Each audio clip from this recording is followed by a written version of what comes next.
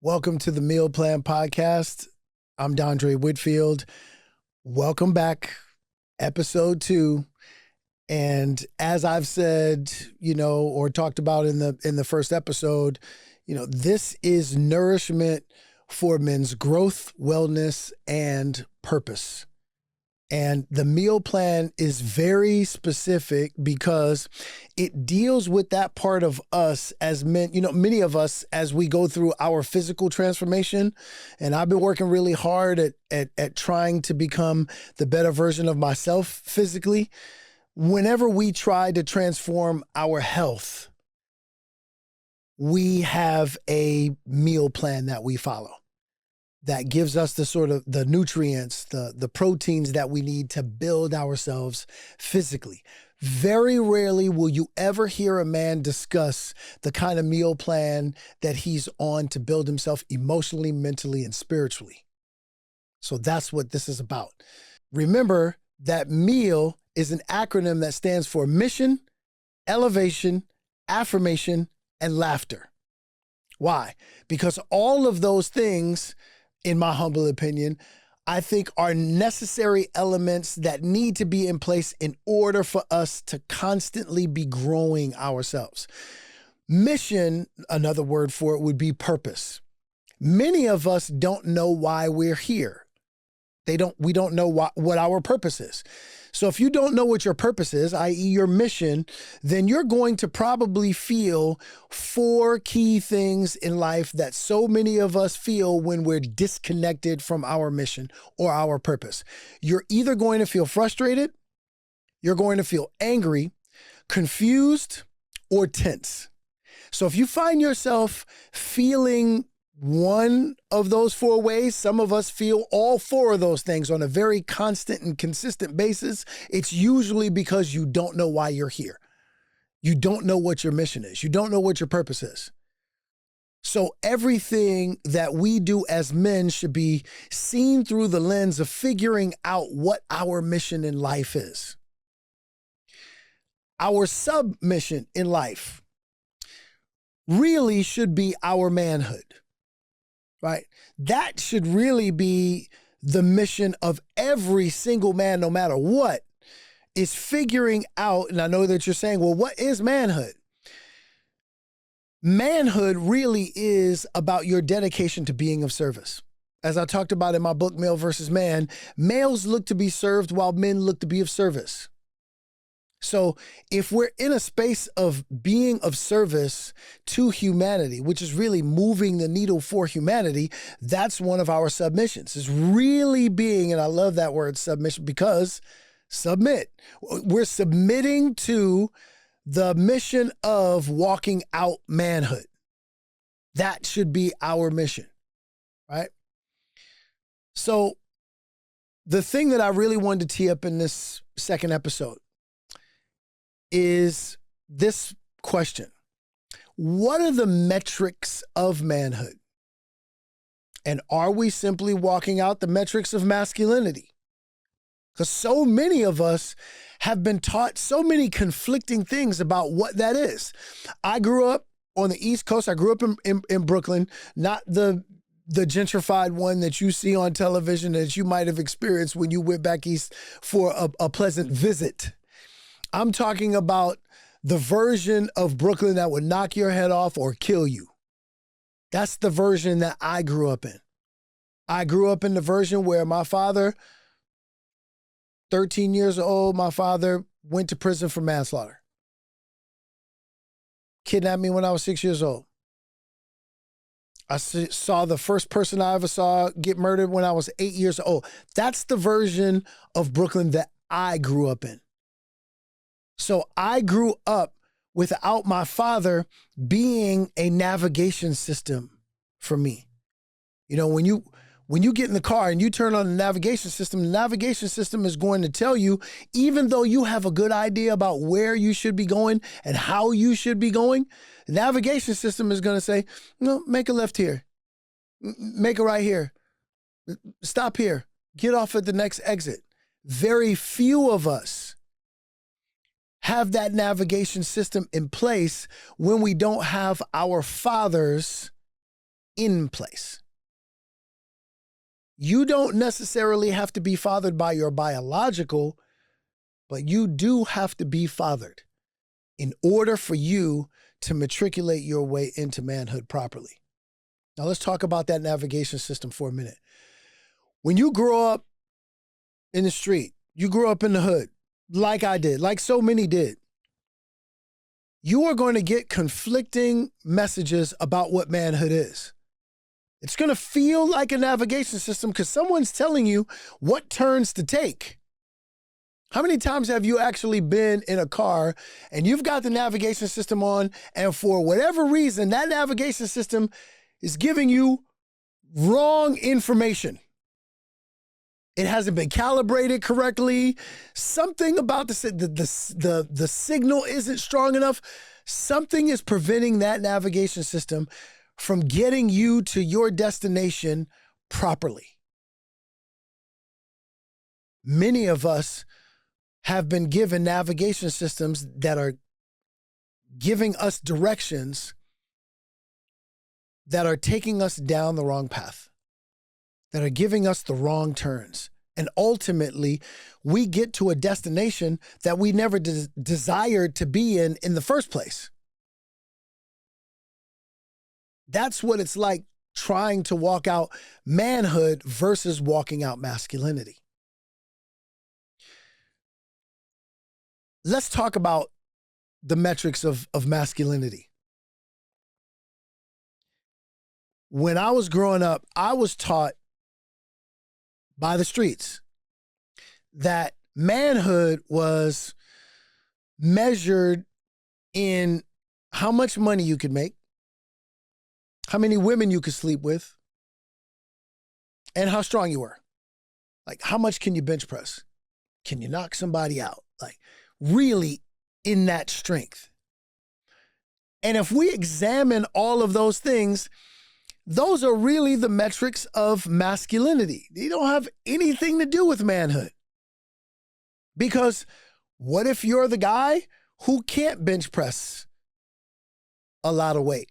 Does that make you less of a man, even though you take care of the people in your circumference, whether it's your wife or your children or your community? What if you're the guy who doesn't make a lot of money? I talked about this in the first episode, but it bears repeating because these are some of the things that really slow us down in terms of our own personal growth as men. Recently, and I'm never going to give names unless it's a person who really desired to use their situation for the sake of other people's transformation. But if I'm using a person who just happened to be in the news and they don't desire to have their name attached to what happened, I'm never going to use that person's name because I never want to attack the person. I want to address the position. Recently, a former athlete who was engaged was outed by his fiance for sleeping with numerous women in 1 month. And she broke off their engagement. And unfortunately, he's not alone.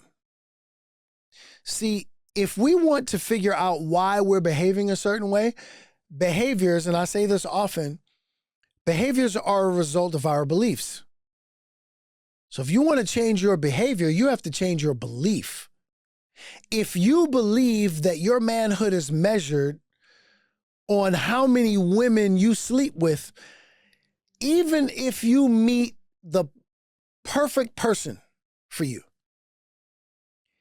if you were sent divinely the perfect person for you, this is the person that you could build a family with, grow a family with, grow old with, you will absolutely squander that relationship based on your beliefs Because your beliefs keep telling you, hey, listen, my manhood is still predicated on how many women I sleep with, despite the fact that I have the perfect person for me. So this brother actually, and I can only surmise that this is the case based on his behaviors. He wanted this woman. He ran after her. I think he lost her, won her back, got engaged. So he really wanted to be with this woman. But based on his beliefs, it made him behave in a way that resulted in him ultimately losing her. Now, let me just speak to this. Because while I've been walking in manhood for a long time, I've also had my fair share of male-like moments. And some of those male-like moments included me pursuing women that I shouldn't have pursued during committed relationships. And it was based on my own beliefs about what I thought manhood was based on what I had been taught by the wrong navigation systems.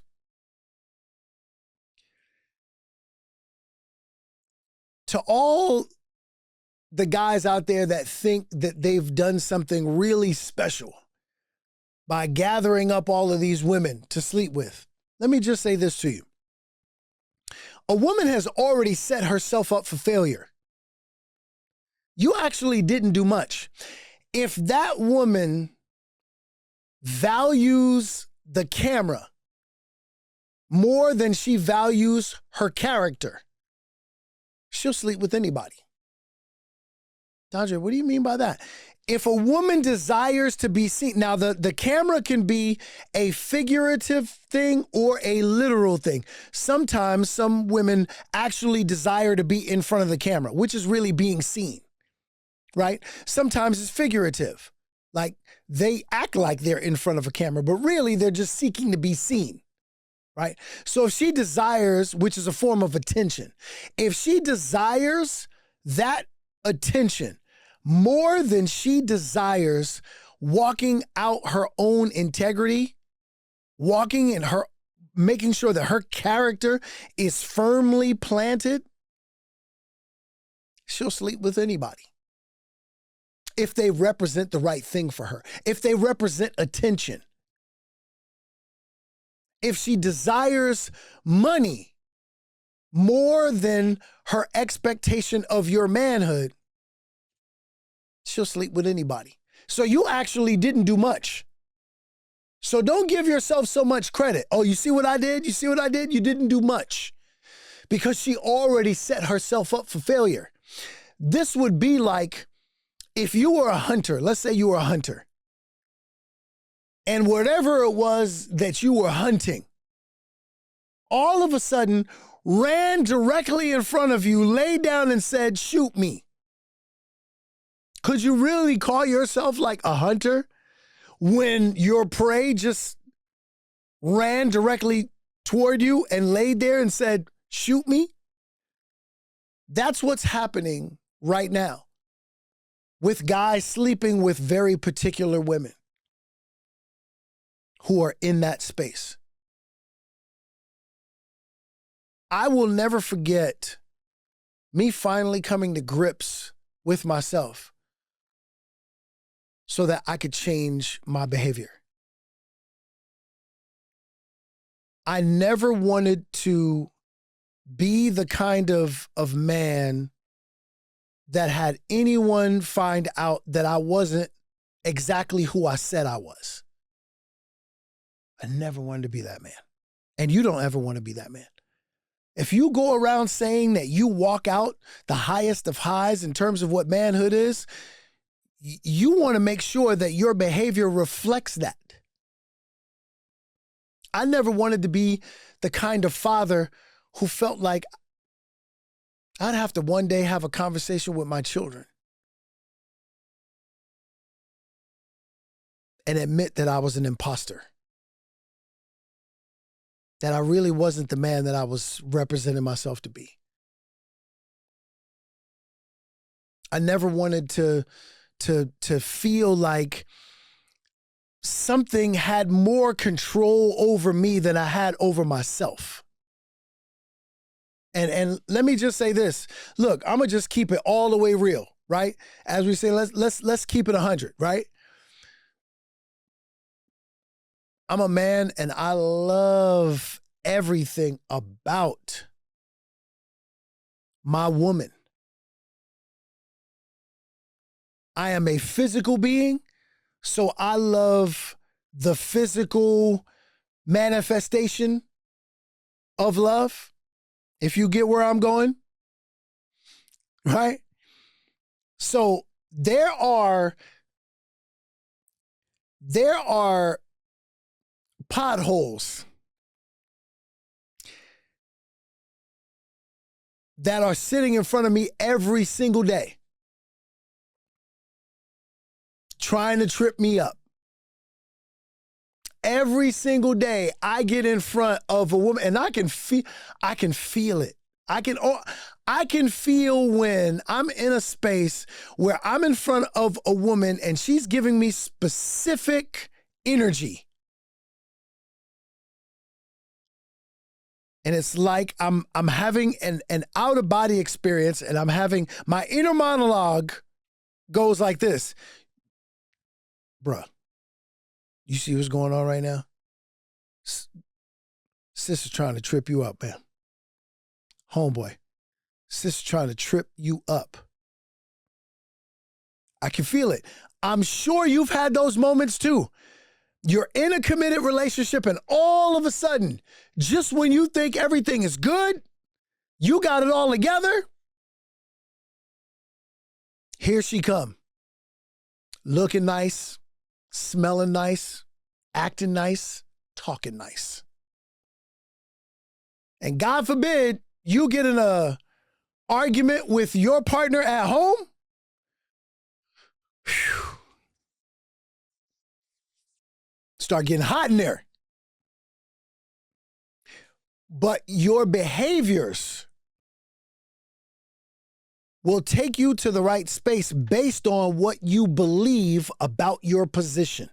My position as a man is to walk out my manhood, and my manhood is about being the best husband that I can be, being the kind of husband that my wife can proudly say, that's my husband.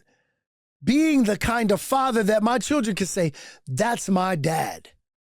Being the kind of man that my community can say, that's our brother.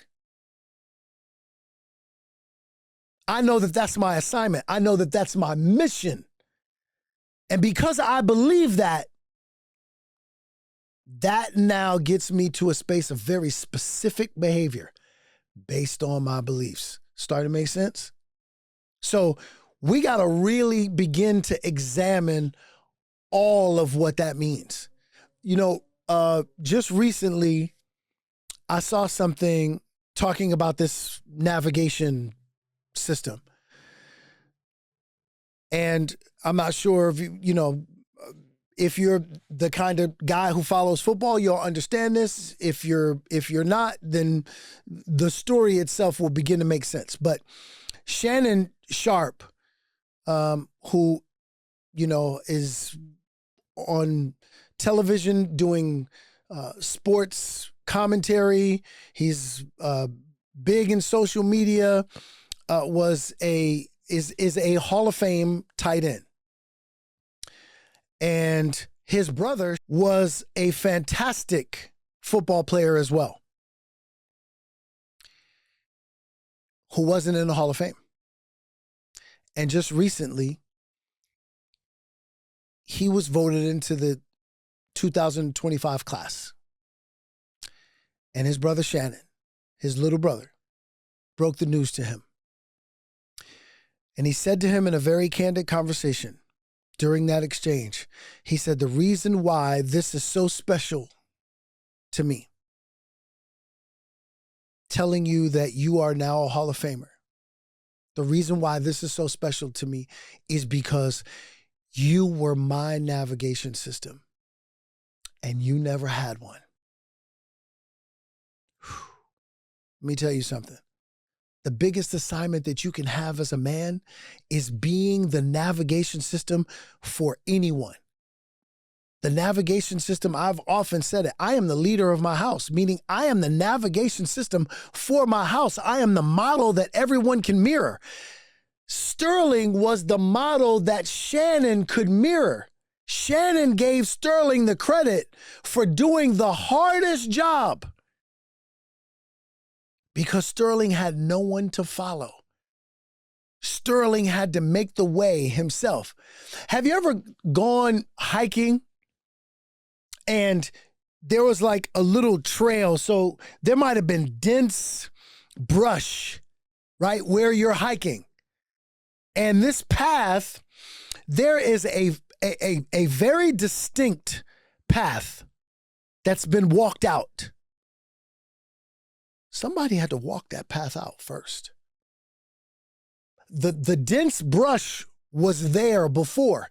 Someone had to walk that path over and over and over again to create a path that you could simply follow.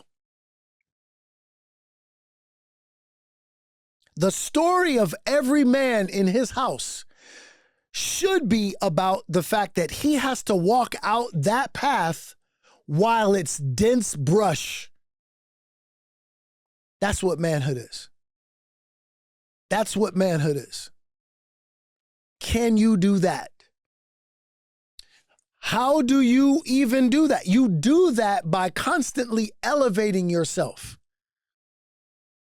to make sure that you become sort of a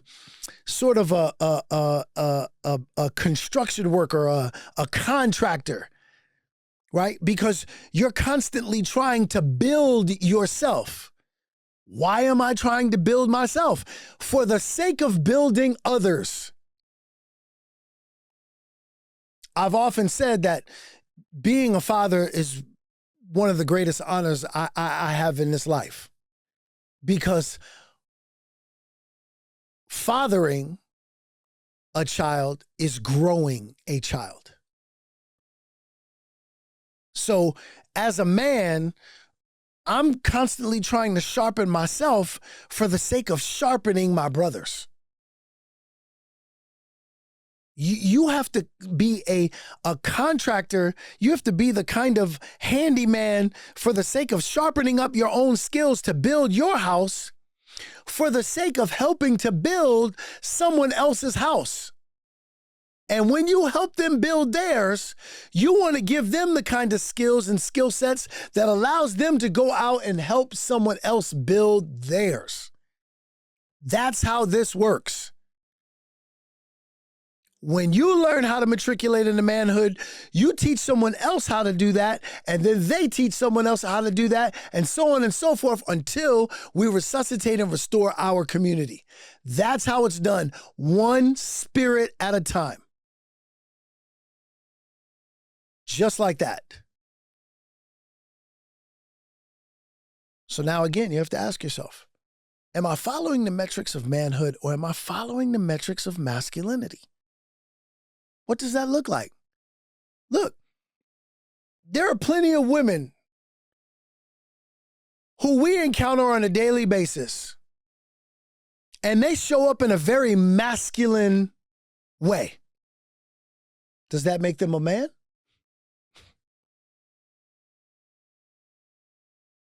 Masculinity is an energy. Manhood is a state of being. I've encountered some gay men who aren't necessarily masculine, but who are also great men. Because they have a family, they build their family, they build their community, they constantly dedicate themselves to being of service. I know this is going to be very controversial because there are going to be some dudes out there who'll be like, hold up, man, hold up. I thought this was about manhood. Okay, well, again, I'm not talking about sexuality. You're talking about sexuality. I'm talking about manhood. Let's get very clear about this.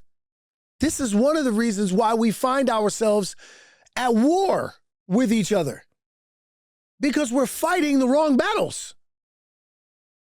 You're fighting with this brother over his sexuality, which is none of your business. But his manhood is. Him showing up to being dedicated to service, that's the community's business. That's your business. That's our business. What you do in your bedroom ain't none of my business. That could be your sexuality, your masculinity, your femininity. I could not care less. I'm talking about your manhood, because that's your state of being. That I care about. What you do behind closed doors, your business. What you do out here in our community, that's our business.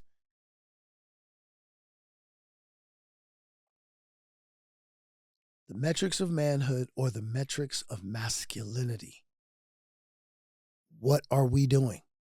Brothers, if you are still out here sleeping with a bunch of women because you think that's the pathway to manhood, what are you doing? What are you doing? Like, I mean, there are times where I sit and I go, wow. Because at this point, we have to begin to examine where we are. And I don't mean to laugh when I say that, but at some point, particularly when you get to a certain age and you say you found the one that you want to be with, and you got the money that you need in order to find yourself at peace, at home, and all of those things, and you're still chasing the kinds of things that we chased when we were 16, 17 years old, like, bro, what are you doing? Read Male versus Man. Get the audiobook. Do something, my bro. We've got to do something to elevate ourselves. And watch this. I'm here to affirm you. I'm here to affirm the part of you that hasn't been instructed properly, and that you've come this far without great instruction. But now that you're getting this instruction, what are you doing? Now that you're getting the information and instruction that is proper to matriculating your way to manhood, what are you doing? And I'm going to talk like we talk in the gym. Like sometimes we're in the gym, like my boy Till, right? My producer, like we get in the gym and yo, it's certain times where if your form is off, if you're not doing the exercise properly, we get on each other. We're like, yo, bro, what's up? What you doing? And then as soon as you get to it, you go, yeah, that's it. Yeah, that's what I'm talking about. Let's go. 2 more, 3 more, 5 more. I'm going to talk to you the same way. Let's go. What you doing? What are you doing? It's a battle cry. But what kind of battle are you actually fighting? Are you fighting the battle of masculinity, or are you fighting the battle of manhood? What are you doing? And by the way, let's just be clear about this. This journey should not be done on your own. Shouldn't be done on your own. It's actually hazardous for you to do on your own. You know, so making reference to my boy Tillman, right? So one day, I actually had done his podcast. And after we did his podcast, he came to me and he did something. He actually said something that no one's ever said to me before. And I've been doing this work for a long time. I've been around. Well, I don't want to sound old when I say this. I've just been around for a minute, okay? I've never had, in all seriousness, I've never had another man say this to me. He said, I don't know if you know this or not, but you know you're my mentor now. And I was so struck by that statement because it told me a couple of things about him that I needed to know without me interviewing him. He had made that statement just in making his statement. His pride was not going to get in the way of his growth. And that he was a discipled man walking in spirit and was willing to submit a portion of himself for the sake of his own growth. Man, that hit me so hard that all I can remember saying was, yeah, okay. Because that took so much courage to do, to claim, to say. For a man to make that kind of statement to another man showed me what kind of man he already was. And then it proved to me what kind of man he was ready to become. The notion of this self-made, he's so man, I'm self-made. He's a self-made millionaire. I'm a self-made. Really? Really? So you did this whole thing on your own. So even when you become a self-made millionaire, so you did all of this yourself. So you branded yourself. You did all the advertising. You did all the marketing. You did all the selling. You did all of that. You delivered everything. You did it all on your own. No one helped you. No one helped you. You didn't glean anything from anyone.